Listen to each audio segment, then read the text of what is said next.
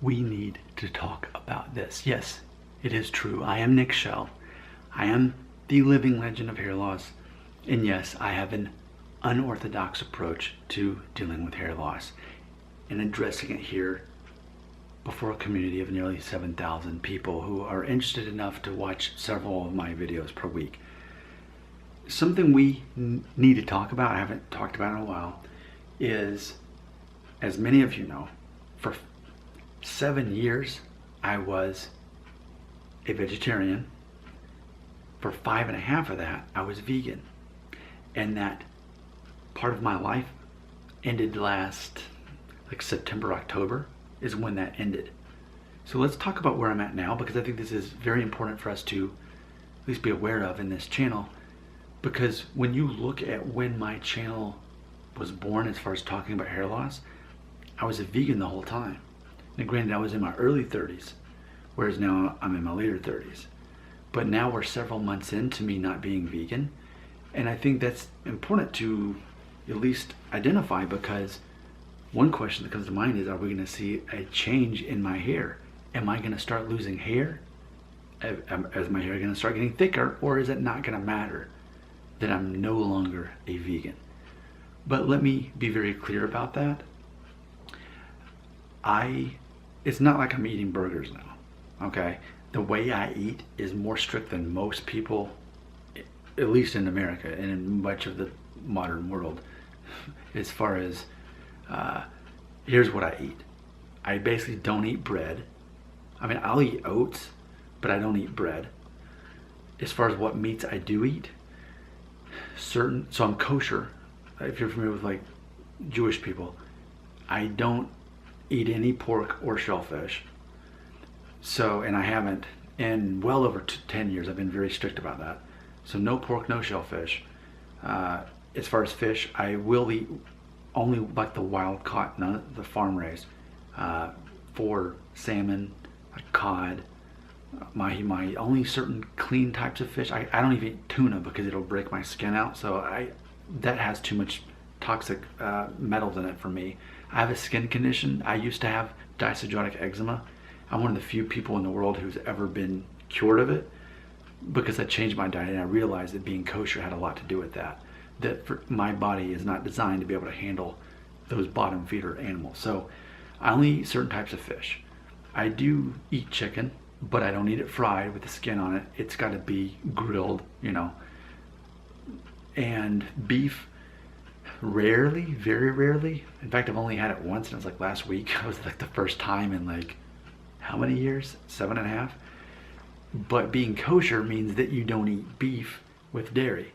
So I'll eat dairy with chicken, but I won't eat it with beef. And basically, I talked to an Israeli guy a couple years ago, and he explained that basically the way the dairy digests with the beef, it's not good for your body, or the way it metabolizes or something like that. I do eat cheese, but I don't drink milk. I don't drink milk. It's just extra calories and sugar, so I don't drink it, and it messes up my sinuses. Cheese I can process, but not with beef. So see how strict this is? And again, I don't even eat pork or bread. So I have a very strict diet. Not to mention, as many of you know, and I've only gotten stricter as time's gone by, since about the time I stopped being vegan, I started working out. So, and I'm very serious about this. Darebe.com, DAREBEE.com, Darebe.com. That's where I basically learn my workouts from, and now I've got to memorize so I can mix them up. And I do a different one every day. But typically, it's some form of push-ups, at least 3 reps of some kind of push-ups, and then some kind of sit-ups, and then some kind of squats, and so on. I've been doing that very faithfully. Now, I will say I haven't lost any weight, but I'm very well aware that, as we all know, muscle weighs more than fat. So I'm not all caught up on how much I weigh, and I'm not even caught up on BMI like I used to be. Because what I care most about is being slimmer and leaner, getting rid of the fat, increasing the muscle. So that may mean because right now I'm still at about 170 pounds. I will say, back when I was only vegan, I ended up getting to about 176 pounds, which was the most I'd ever weighed in my life until right before I officially became kosher well over 10 years ago. I was at 178. So then by being vegan, I did lose about 25 pounds being a vegan. I lost that and maintained it for about a year and a half, and then slowly started gaining the weight back as my body, I guess, got used to it. Plus I turned 35, and that was a big deal as far as how that changed things.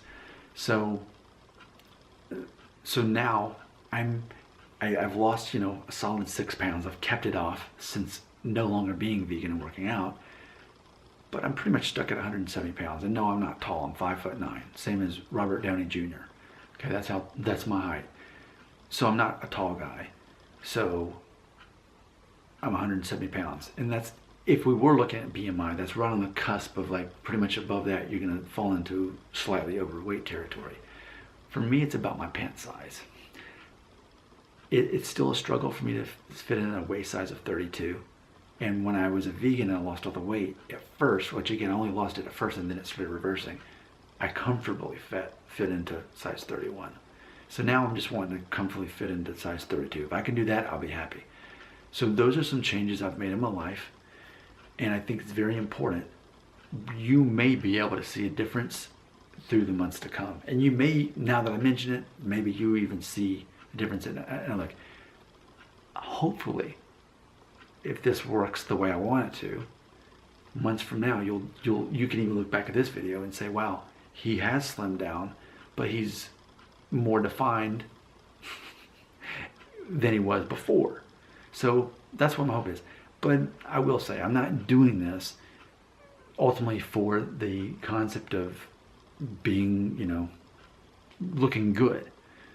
I'm doing it for my own health, because it's very important to my identity that I don't end up a diabetic, that I don't end up with preventable diseases based on diet and lack of exercise. I want to be the guy that's in his late 30s that's very aware of these things and doing something about it as his metabolism has changed, doing something about it so that the whole life, I'm always going to have a strict diet. I'm always going to be doing some kind of workout. And that's not even to mention, when the weather's nice, I go run 2 miles. I'm very aware of this thing. So I wanted to make sure everybody knows about that. It may or may not have an effect on the hair, but hopefully, if nothing else, and I don't care about the hair, but hopefully I can comfortably fit into 32 pants. Ideally 31, but here, this is true, I'm ending with this. I really don't have a pair of jeans that comfortably fit anymore, because all of my jeans were 31s, and then I was kind of in denial that I was gaining weight the last couple of years, and so I never bought 32s after that, because I'd already get rid of my 32s. So now I don't even really have a pair of jeans that I can comfortably wear. So to me, that's a big deal. Like, I don't have to lose weight, but I think once I lose like what's in my belly here, I think that's going to get me into the pant size that I want. For me, that's how I'm going to know. Oh, and I just bought this today, so we'll see how this works out. I was at Target tonight. I'm going to try this Whey Isolate protein that is gluten-free, doesn't have any artificial stuff in it. It is kosher, low sodium, and it's also amazingly 0% cholesterol, which is part of what being a vegan was all about, is that by default when you're vegan, it's impossible to consume even 1% of your daily cholesterol. Though there is cholesterol in vegan food, you can never even get enough to get 1%. So even this, I like that. And so this is only 1 gram of fat, but how many grams of protein? 20 grams, which is about 40%. So I think instead of using almond milk or coconut milk that I've been using, I'm going to switch to this and see if this works. I did my research at Target tonight, and this was the only one that really lined up to everything that I'm looking for. So I haven't ever been able to do this. And what's funny, I was telling my wife this, I worked out in high school regularly and in college for a while too, but I never really got to where I wanted to be. And for me, it's not like I'm trying to be this big buff guy. I just want to make sure that I'm very smart about what I eat and how I exercise, what I consume, to make sure that I remain healthy. Closing note, do you know who Sam Rockwell is? Now, I've seen him in so many movies. Immediately I'm thinking of Matchstick Mitten with Nicolas Cage. I love that. I saw that a couple times when it came in the theater when I was in college. He's been in Iron Man 2. And most recently I saw him in a movie called 3 Billboards Outside Ebbing, Missouri. So he's one of my favorite actors. And you look at that guy and it's like he's in his 50s. And I would love to simply have that physique when I'm in my 50s. I don't need to be buff. I don't need to be this huge guy. But I just want to look good for 50. And same thing with the hair. It doesn't matter that I have hair or not. But as far as I can control it naturally, whatever discipline it takes, I want to look good for 50. I want to look good for whatever age I am, not for the sake of vanity, because I know that ultimately, if I can keep a good size, a lean size, then that's going to have an effect on my health for my future, so that I'm not spending my retirement worrying about having to get surgeries and take pills and all that stuff. So, you needed to know all of this in this 11-minute video. Now, what do you have to say right here in the comments?